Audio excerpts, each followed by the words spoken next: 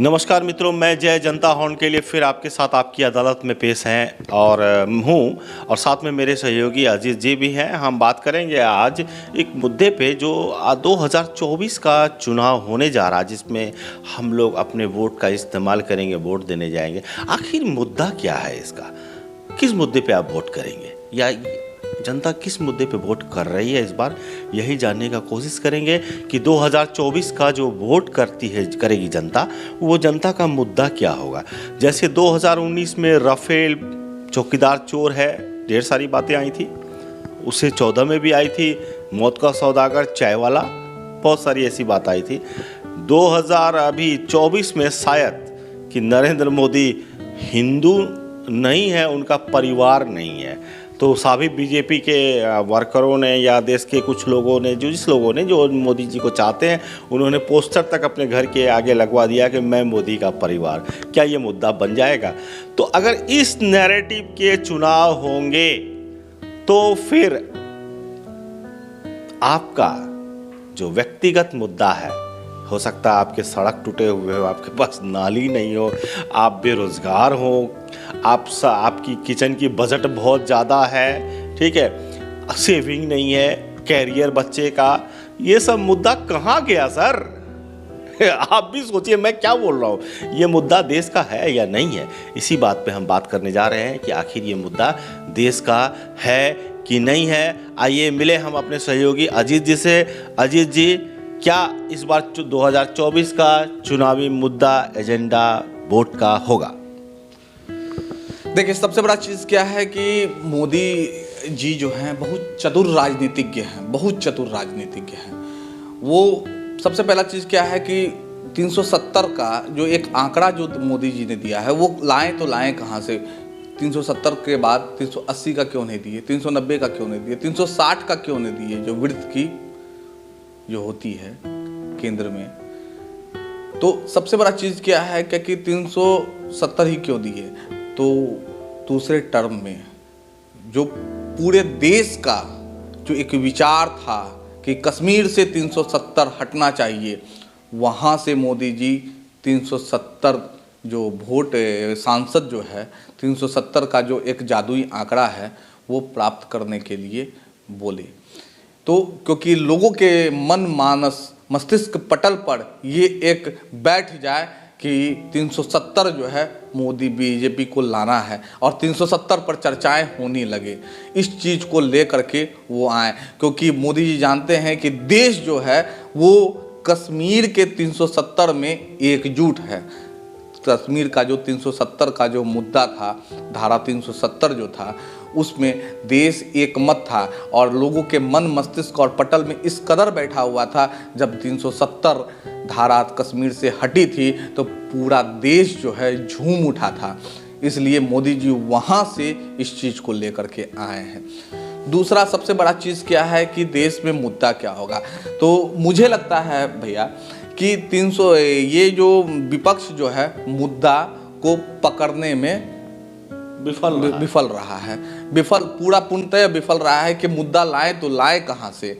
अब देखना ये है कि जिस तरह से 2014 में चाय वाला पर प्रहार किया गया, व्यक्तिगत प्रहार किया गया, उसी तरह से 2019 में चौकीदार चोर है कहा गया।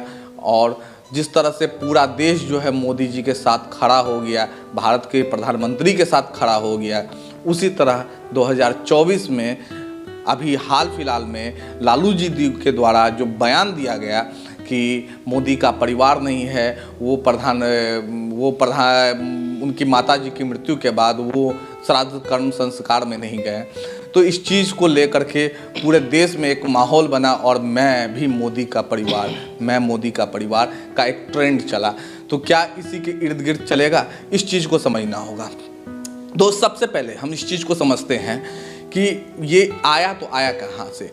आपको हाल फिलहाल में आपको बिहार के गांधी मैदान से आपको एक रैली हुई जहाँ पर लालू यादव जी अपना एक बयान दिए भाषण में कि मोदी जी हिंदू नहीं है। तो अब इस चीज़ को देश की जनता, बिहार की जनता कितनी प्रभावी लेती है, इस चीज़ को समझना होगा।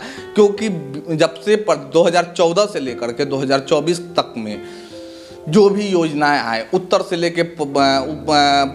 लेके दक्षिण तक, पूरब से लेके पश्चिम तक, कोई भी योजना हर जगह हिंदुत्व का एक प्रभाव छोड़ा गया है।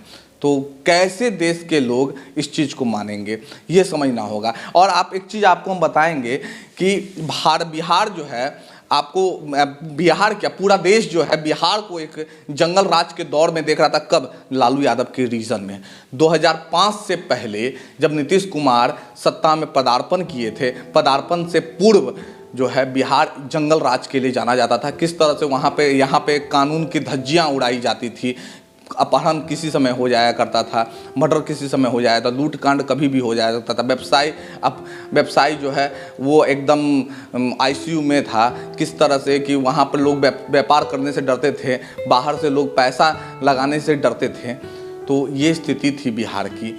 तो क्योंकि और जिस तरह से 2014 के बाद नीतीश कुमार की अपनी राजनीतिक चतुरता कहिए या फिर मूर्खता कहिए कि जिस तरह से आरजेडी को ऑक्सीजन देने का काम किए और लालू यादव के 2 लाडलों को सत्ता में स्थापित करने का एक सुनहरा मौका दिए।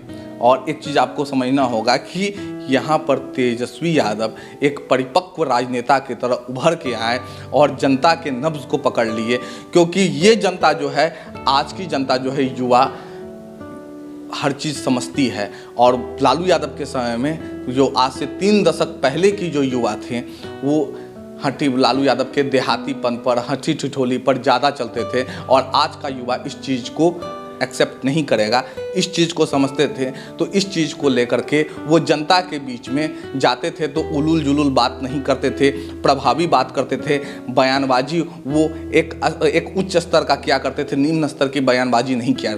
तो जिस तरह का चोला वो ओढ़ करके 2014 के बाद से किए हैं तेजस्वी यादव, कहीं ना कहीं उनके चोला पर दाग छिड़कने का काम लालू यादव जी का ये बयान किया है कि जिस तरह से 2014 में संपूर्ण देश को एकजुट करने का काम किया गया था चाय वाला पर, उसी तरह चौकीदार चोर पर के मुद्दा पर भी संपूर्ण देश एकजुट हुआ था। तो इस बार मोदी का परिवार जो है एकजुट कर देगा। और दूसरा चीज़ आपको यह समझना होगा कि अपने देश के अंदर जिस तरह का जो एक माहौल चल रहा है, उससे एक अराजकता का भावना पैदा होता है। क्योंकि हाल फिलहाल में भैया आपने देखा होगा कि ईडी के समन पर जब गए थे, लालू यादव का पूरा परिवार गया था, उस समय आप देखे होंगे कि लालू यादव कितनी एकदम आपको शारीरिक और मानसिक दौर से गुजर रहे थे। वो एकदम बोलने में सक्षम नहीं थे, जिससे पूरा बिहार का एक एक वोटर जो है, एक एक आदमी जो है लालू यादव के प्रति आपको उसके प्रति सहानुभूति रखता कि किस तरह से लालू यादव को प्रताड़ित किया जा रहा है। एक आक्रोश व्याप्त हो रहा था। लेकिन कुछ दिन के बाद ये आक्रोश जो है उबलता, उससे पहले ही लालू यादव ने गांधी मैदान के मंच पर खड़ा होकर के जिस तरह का भाषण दिए और आवाज़ में वो टंकार नजर आई, जिससे ये समझ में आता है कि ये जो है ईडी का समन में जो उनका जाना और अपनी शारीरिक शिथिलता को दर्शाना, ये कहीं ना कहीं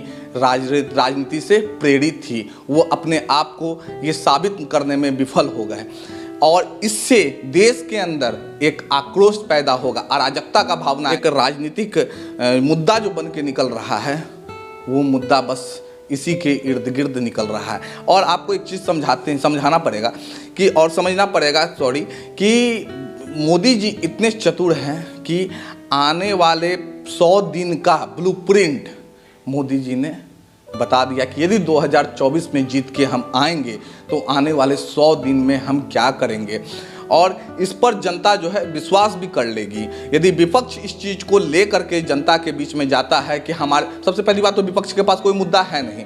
यदि विपक्ष किसी चीज़ को लेकर के, मुद्दा को लेकर जनता के बीच जाता है तो विपक्ष जो है, कितना विपक्ष के जो एक ब्लूप्रिंट है, विकास का हो, बेरोजगारी का हो, और जो अन्य अन्य तरह की योजनाओं को लेकर के जनता के बीच जाता है, तो कितना जनता उसकी बातों पर भरोसा करेगी।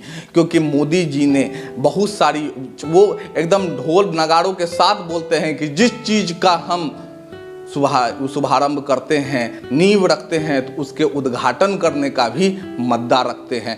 जिस चीज़ का हमने नींव रखा उसका उद्घाटन करके दिखाया। क्या भैया गलत बोल रहे हैं? तो ये चीज़ आपको समझना होगा कि विपक्ष को समझना होगा, विपक्ष को इस चीज़ को लेकर चलना पड़ेगा कि आपको अटल बिहारी वाजपेयी के दौर के बीजेपी से टक्कर नहीं लेना है, आपको टक्कर लेना है तो मोदी के दौर का, जहाँ पर जिस तरह उनके प्रबंधन से टक्कर लेना है, जैसा प्रबंधन उनका रहा है 2014 से लेकर 2024 तक के दौर में, क्या विपक्ष उस प्रबंधन से टकरा पाएगा, देखना ये है। क्या भैया? जैसा कि हमारे मित्र अजीत जी ने अभी आपको बताया कि किस तरह से ये बिहार की बातें शुरू हो गई। हम चुनाव 2024 के मुद्दे की बात करते करते बिहार की बातें शुरू हो गई। अभी सोच रहे होंगे ऐसा क्यों? ऐसा इसलिए कि ये ज़रूरी भी है। याद करें, महागठबंधन की जो नींव रखी गई थी वो बिहार से ही बिगुल फूका था। हम नीतीश कुमार ने, जो बिहार के अभी भी मुख्यमंत्री हैं, उन्होंने ही नीतीश फूका था महागठबंधन के टीम को लेकर के। चूँकि दो दल भारत में चुनाव के मुख्य पृष्ठभूमि में है, एक एनडीए है, दूसरा है महागठबंधन। तो एनडीए जो मोदी की सरकार के साथ मोदी जी की टीम है, और महागठबंधन है जिसमें ढेर सारे राजनीतिक छोटे बड़े पार्टियां हैं।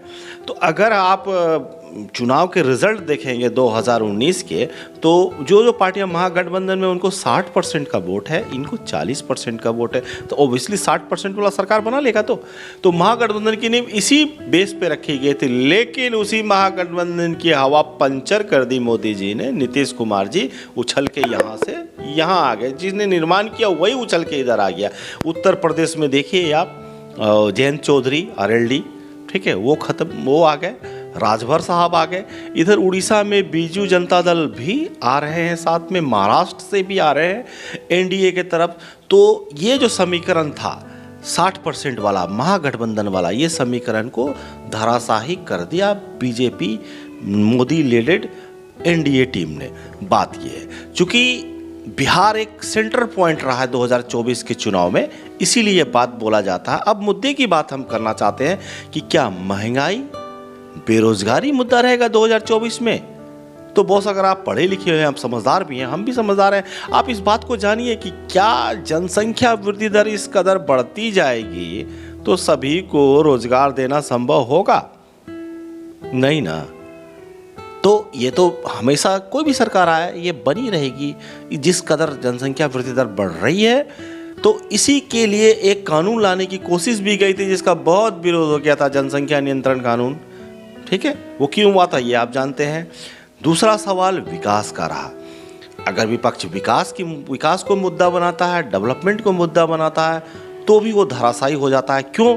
क्योंकि 70 साल की जो विकास की गति थी, ये 10-15 साल की मोदी की विकास की गति में बहुत अंतर आ चुका है। समझदार लोग समझते हैं कि विकास की गाड़ी किसकी तेज भाग रही है।